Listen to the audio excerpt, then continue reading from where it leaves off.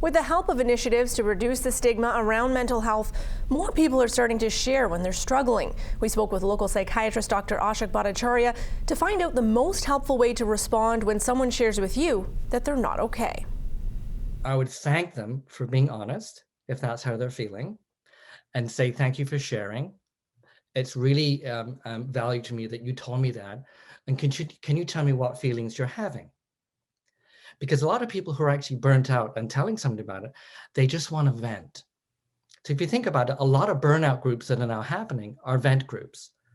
Why? Because people want to share the idea that that we're admitting it, right? It's not that one person who's ashamed. So if we can destigmatize it, so your response will be essentially to destigmatize their admission of it, then that can begin a conversation.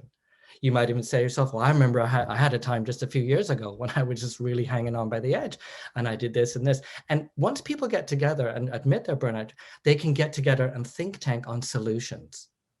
And the solutions for burnout are all the same. Find that balance in your life. Spend more time. Well, look what's happening with COVID. People are spending more time with their kids. Right? They're spending more time with their relationships. Yes, divorce rates are up, but those are probably for relationships that are not doing so well. But other people are getting closer, right? And that's because they're spending more time getting the goods out of their relationship rather than the negative stuff. So I always think a really good idea to deal with burnout is to build engaging, meaningful relationships with people.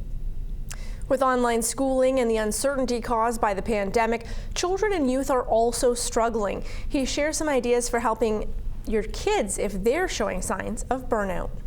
I think there's been a general lack of clarity for all of us on what's going to happen next. And I think if I was advising parents, I would say, to a certain degree, you're going to have to rely on the teachers to help you with what's going to happen in the school place. But I would sit down with a whiteboard and write Monday to Friday on it and work out some activities you're going to do with your kids on a regular basis. It might be some play activities. It might be some learning activities. It might be some art kind of activities where they're doing some hand-eye stuff and being creative. And it might just be some kickback and let's just have some popcorn and watch something. I think the idea of what are we going to do next can be really, really stressful.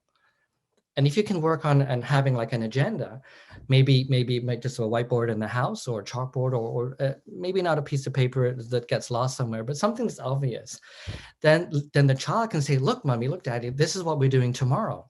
So this is a sense of looking forward.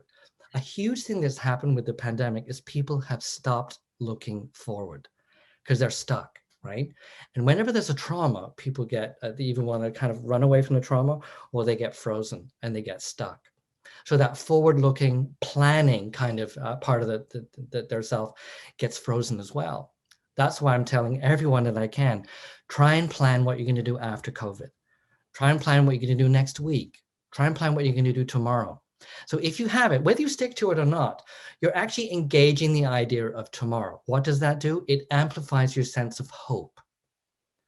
Because if you have something to look forward to, hope is the reverse of depression. So if you have something to look forward to, you're actually pushing that depression down. You're putting realistic hope up and you're putting it into an action.